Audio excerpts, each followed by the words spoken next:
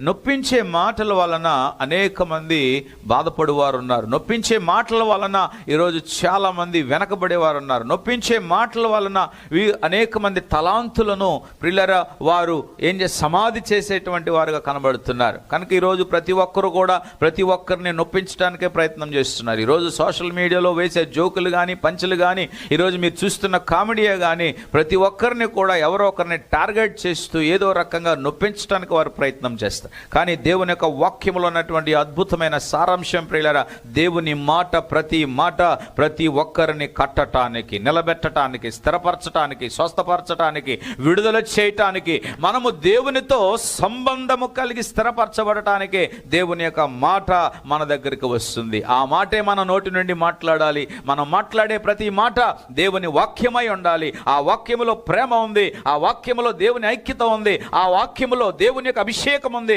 ఆ వాక్యములో దేవుని స్వస్థత, నీతి, యథార్థత ఉంది. అలాంటి మాటల ద్వారా మనం సంభాషించుకున్నప్పుడు పరిశుద్ధాత్మ దేవుడు నీకు నాకు మధ్య పని చేయవాడై ఉన్నాడు.